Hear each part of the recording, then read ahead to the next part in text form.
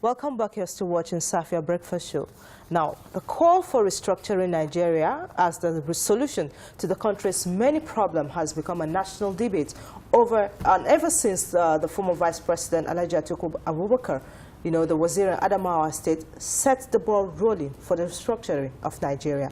Recently, in a tweet, Atiku said, "I am happy to see northern states backing the call for restructuring, starting with a devolution of powers with the APC, and set it up a committee to articulate the party's position on restructuring." Now the question is, how can this help the ongoing call for restructuring? Adamu Modibbo, a politician, join us now on this discussion. A very good morning to you. Thank you very much. Good morning. That's right. Now, of course, restructuring, ever since the word was pronounced by the former Vice President Atiku Abubakar, the Wazir in Adamawa, there are a lot of divergent views with regard to restructuring, from different human angle. But let me get your take, and as a politician who has seen the good, the bad, and ugly in the history of Nigeria. Do you think the call for restructuring is necessary? I think so. In the process of human evolution and even constitutional evolution, a couple of issues always arise depending on the exigency of the situation. And demands and expectations of citizens change from time to time. Before independence, the agitation was to be independent. But how we were to be independent differed depending on the strategic interests of every region, the West, the East, and the North. After independence, the same thing continued, which culminated into the serious crisis that we had in 1966 and the abolition of federalism in 1966 and introduction of a unitary system. So at every point in time, human needs and desires and expectations change. Restructuring is the latest thing in town now, and it means one thing to one person, another thing to another person. Of course, because there has not been a proper definition of what the word is. There is no proper definition of what restructuring means. So it means if somebody who wants to be independent from the federal government is talking, he will tell you devolution of powers or succession or confederacy or true federalism. Somebody who wants more, who is agitating for total control of resources will tell you resource transfer or control. In the north here, many people think restructuring means easily just to scatter the country and let everybody take his leave and so on. So it doesn't have a fixed meaning, but be that as it may, restructuring in the context that we are discussing today in Nigeria, provoked by the views of the former Vice President Atiku Abubakar, is that the constituent units of the federation, the federal constituent units, many of them are not viable in terms of adequate resources to execute their projects and programs. And how do we make them viable?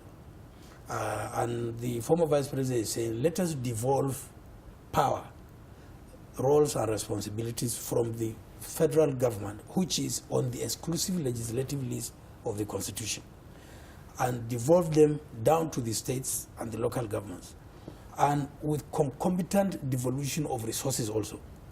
Also take more money from the federation account and pass it to the state government and the local government to be able to execute all these programs. By doing that, you will create more jobs. States will now take their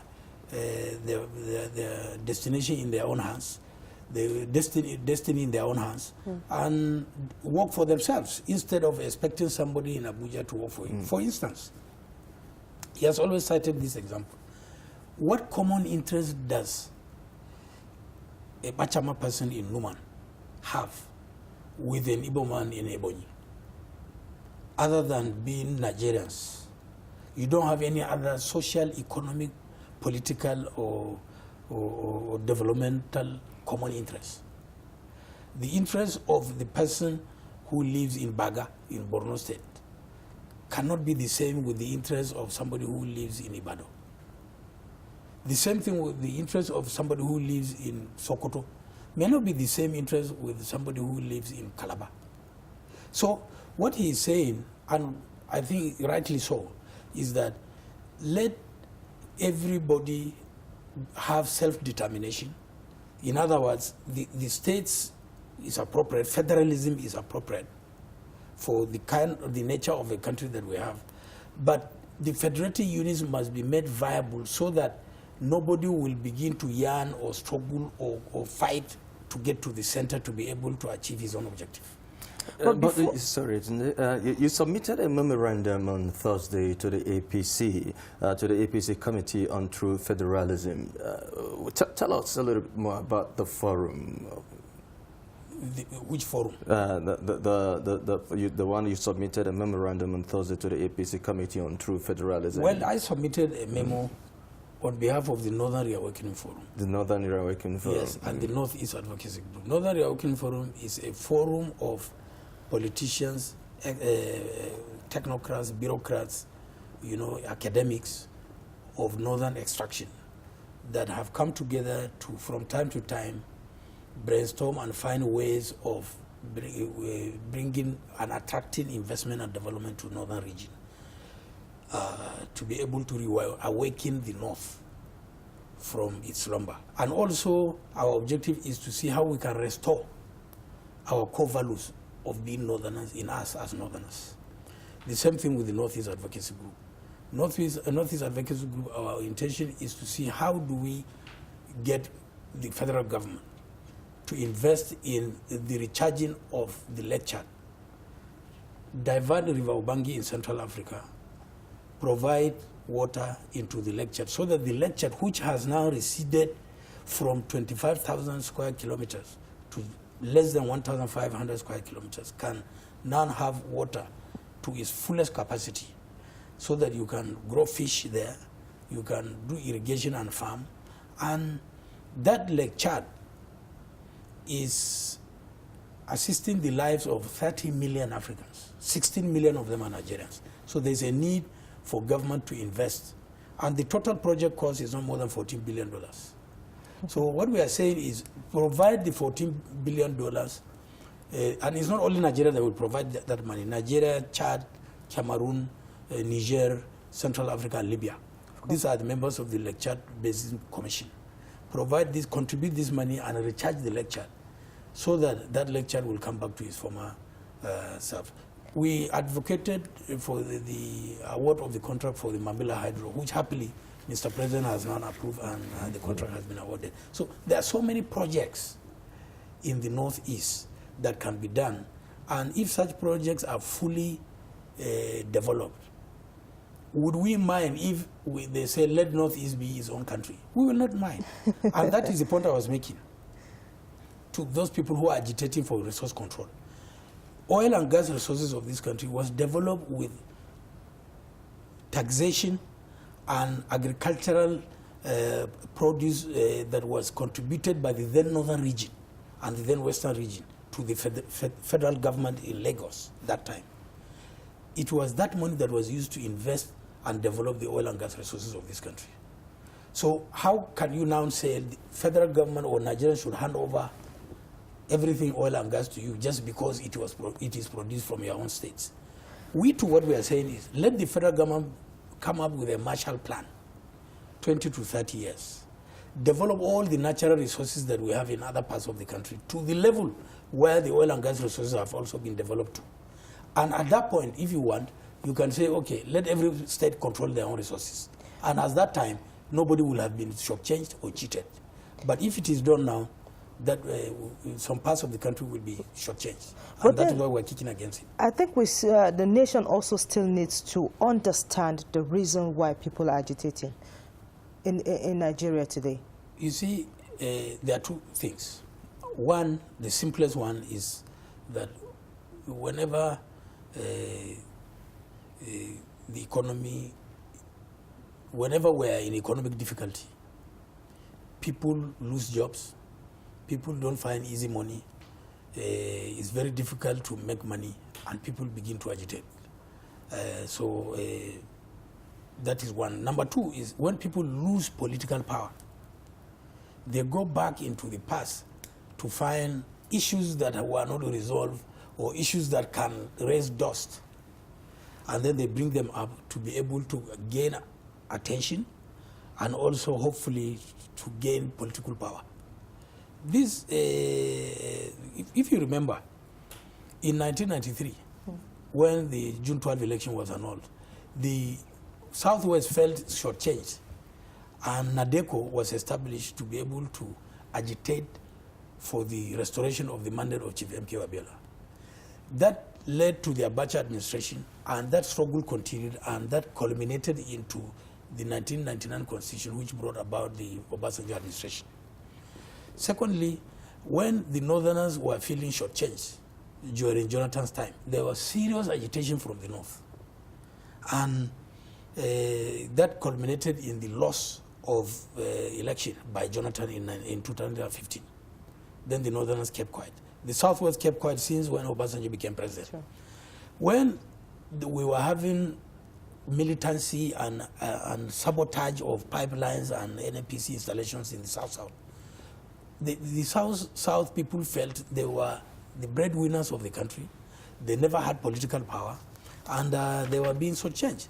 So when Jonathan became president, everything went quiet. So, and that is exactly what the South is not saying. When will they produce the president? That is why they are now bringing all this issue of Biafra, issue of restructuring to mean secession, issue of restructuring to mean confederacy. It is no more, no less. But they forget to understand that, like the former vice president said, Biafra was fought at the southeast and south-south.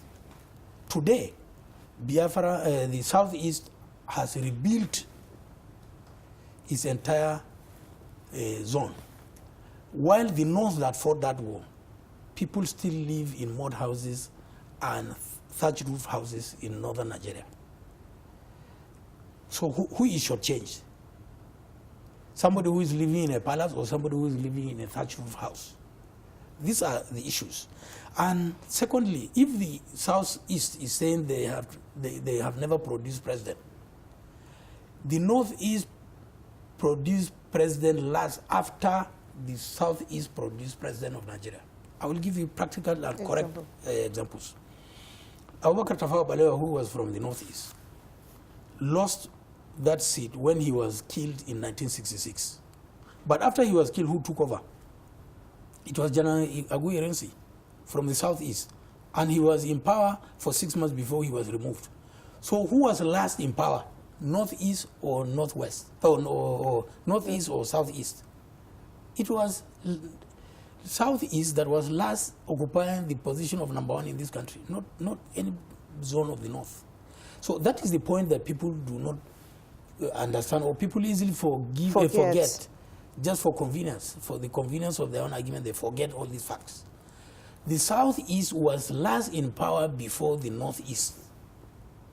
So it is the Northeast that is actually supposed to agitate for power shift, not Southeast. But earlier on you said after the Civil War, the Southeast was able to build a stand and, you know, to have their head high, you know, supposedly. But the Northeast is still, you know, battling in limbo. But what is the problem with the Northern leaders in recent times, which also consigns to the fact that some Northern leaders are not in consonance with what the former Vice President said with regard to restructuring Nigeria? That is what the former Vice President said. Let's find out what is wrong with us.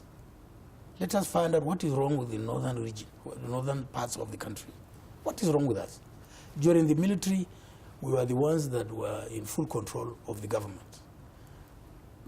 During civilian, we had Shagari administration.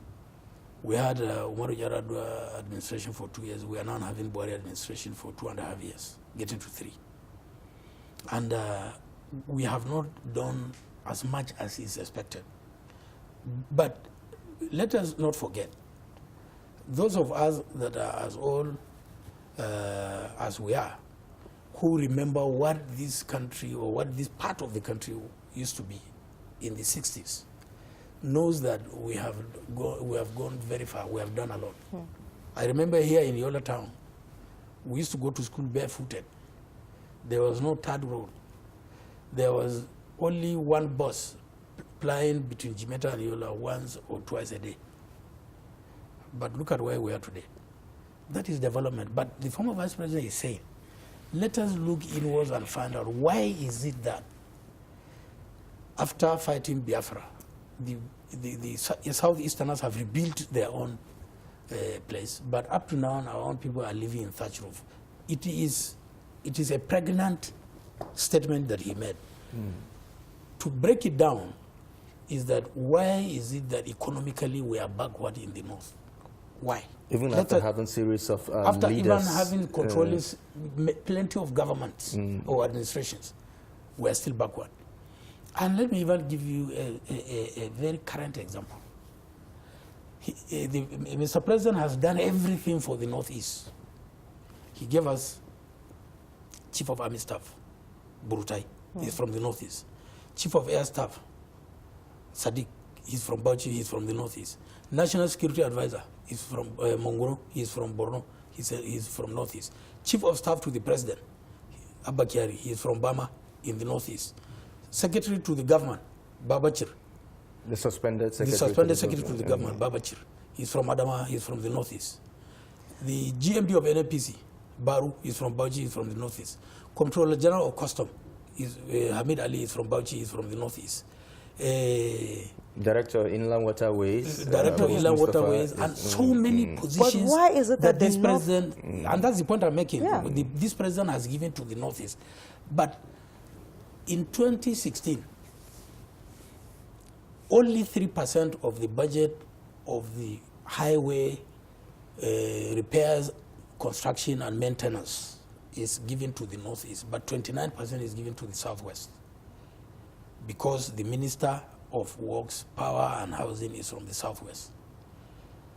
So the Senate refused to approve that, because the chairman of the Senate Appropriation Committee, Danju Magoje, is a senator from the Northeast. He said he cannot approve this.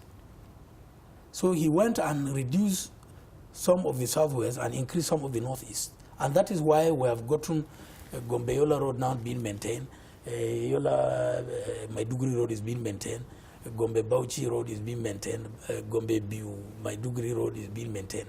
It is because otherwise no single road would have been awarded here.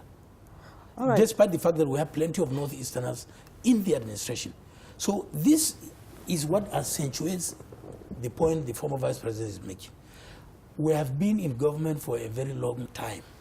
How come we are the poorest in this country? We are the most backward. The North has the highest rate of infant mortality in this country. The North has the highest rate of maternal mortality. The North has the highest rate of children out of school. And the North so has many other the highest rate of the lowest rate of electricity consumption. So we have to ask ourselves and find the solutions to this. We'll take a break now. We'll come back and still look at the amalgamation of 1914, if it was a wrong step to have taken. Because the unity of Nigeria as it is now is something that is sitting on the time bomb. It has not erupted yet, but then it's trailing towards that line. But we'll come back and do more analysis on this. We'll take a very short break now. We'll come back and still talk more on the unity of Nigeria. Stay with us.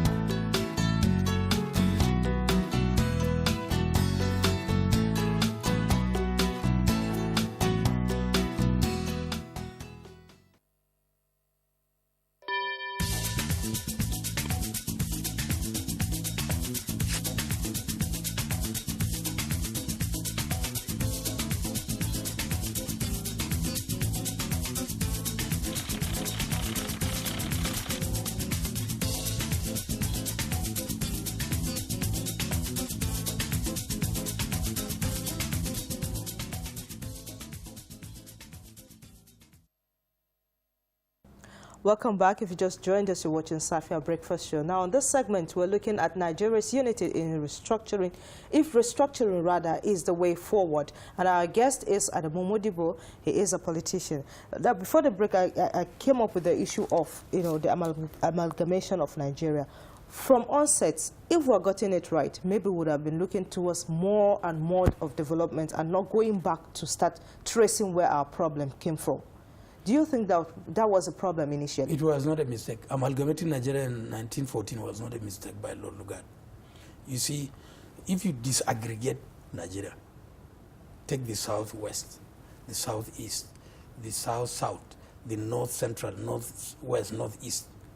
If you make them stand-alone countries, they will not be as viable as we could be in one country called Nigeria. We produce oil from the south-south.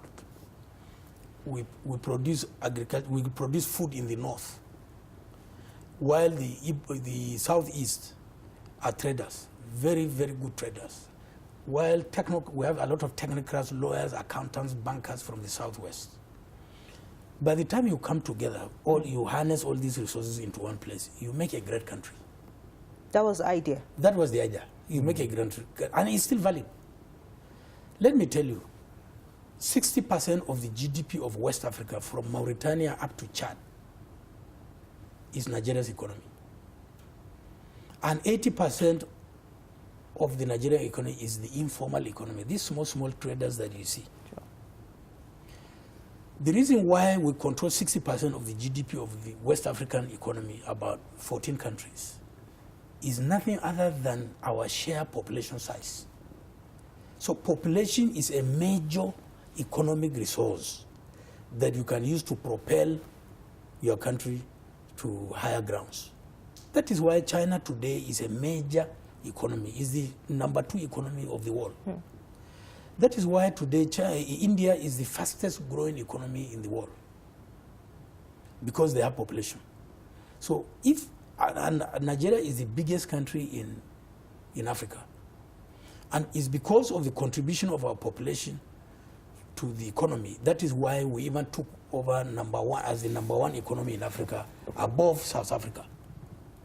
So population and our size is a major competitive economic advantage that we have. Well, and that is what the white people foresaw in 1914 and brought us all together. So if we Nigerians can forget about our religion, forget about our tribes, forget about our zone, and concentrate on education, healthcare, economic development, will be a great country. But then it has become more or less a problem for us trying to understand that united is better for us to stay together and of course forge ahead and develop the nation than staying divided. A lot of interest is coming to play. The northern man will want to support only his region. The southern man will want to also do same. How do we come to a round table and understand the fact that if we don't unite ourselves, we are not forging ahead as Nigerians? You see, all these problems are being generated by power mongers and seekers, people who want power just to go and make money. Politics can be decent. It doesn't have to be indecent. This politics is a decent thing. But if the people are not decent, they can make their occupation indecent. And that is what is happening to us. Power must rotate in this country. I fully support the rotation of power, either between the north and south or between the zones. Even within the north, power must rotate. The northwest cannot always be producing the president while others produce lesser positions. It has to rotate so that everybody will see the equity and the justness of being together in Nigeria. So all this overheating of the polity and the arguments that is happening is all struggle, political struggle to acquire power. So in understanding... It's not intrinsic in us. In understanding more of this restructuring, are we looking at political restructuring, economic restructuring? What are we really looking at? Both. We need to devolve more powers to the states to reduce the power of the center so that we can reduce competition, we can reduce conflict, we can reduce insecurity, we can reduce distrust amongst ourselves. It's because of the large concentration of resources at the center. That's why everybody wants to be president, everybody wants to be a minister, everybody wants to go to the Senate or House of Reps, because there's too much money at the center. Okay. So reduce this money at the center, pass it to the state, but also reduce the responsibility of the federal government down to the states. And that is why in this my paper, I suggested that I can give you a couple of things as examples. Let the federal government concentrate on defense, foreign policy, that's foreign affairs, immigration, custom, highways, railway, and internal security, and protection of our sovereignty. And issue of education, healthcare, small building or construction of minor roads and so on, let all these be devolved down to the state. And the money that is used by the federal government to do those things also be passed down to the states, so that the states can be very viable. They will have work to do, they will have money to do that work. And citizens will hold the governors and the houses of assembly to account for all this. And then we can get things, we reduce the tension at the national level. Okay. But in your write-up, you said merging states to form an economic bloc. Do you think that it's a welcome? No, I didn't say merging state. I don't support merging of states. I will never want us to go back to Gongola. I will never want us to go back to Northeast. But we can do what we call regional integration. The Europeans, as developed as they are, they have European Union. So why can't we in the Northeast have regional integration? Integration here means let's come together and contribute money and do common projects that will promote the economies of our region and also employ our own people and also provide infrastructure and development to our region. I am not saying we should go back to Northeast and have one governor. No, those who are agitating for the merger of states now, thinking it can form an economic bloc, that is a very wrong notion. It's very wrong. That, right? There's no way you, as I told you earlier, what common interest do I have with a Kanuri man in Borno? What common interest does a Kaltungo person have with somebody in Yobe? So we are states, we think this is the best form that can take care of the aspirations of our own people, and human beings need to be guaranteed the right of self-determination. We used to travel from, people used to go travel from Mambila to Maiduguri to answer the call of his permanent secretary or commissioner or governor. Now he only needs to go to Jalingo. So why are you saying he must start going back to Maiduguri? Or why are you saying we must start going back to Kaduna as northern region? No. That has passed. It has passed forever. So as we wrap up this now, what is the way forward for Nigeria as it is? Talking about restructuring here and there, looking at some of the problems we have and how we can really harmonize it. I think we just need a visionary leader, a decent leader, an incorruptible leader, a leader who is patriotic, that can come and ensure that he runs this country equitably and justly and fight corruption. By the time we reduce corruption substantially and also make sure we are equitable and just, all these agitations will go down. Because a hungry man will always be crying. But if you give him food and he eats and he is satisfied, he will go to sleep. If a child is crying, if you check and find out that he is hungry, feed him, he will go to sleep. So what Nigerians are looking for is good service delivery from government. They are looking for just an equitable distribution of wealth. They are looking for opportunities. Let government provide opportunities. If government can provide all this, you will not hear anybody talking about Biafra. You will not hear anybody talking about going back to regions. You will not hear anybody talking about more money. I want to control all the resources that are produced in my own state. Like Lagos State is saying that you must give them 50% of the VAT that is collected from Lagos. Is it only Lagosians who pay VAT in Lagos? You see, these are all issues that people bring up just to overheat the politics. It's not because of anything, but it's all power struggle to grab power and have access to resources. That is all. Wow. So let government be open, let this be fair, let's create opportunities for our people, and let's respect each other, and let's talk to each other. Let's not be shouting at each other. Let's talk to each other. That's right. Everything will be fine. All right. Thank you so much for coming on the show today. I thank you for having me. It's been very incisive talking with you this morning. All right, that's been Adamu Modibbo, a politician, and of course he spoke on the former vice president's position on the call for restructuring as it affects Nigeria's unity. Safiya Breakfast Show returns after this timeout. Stay with us.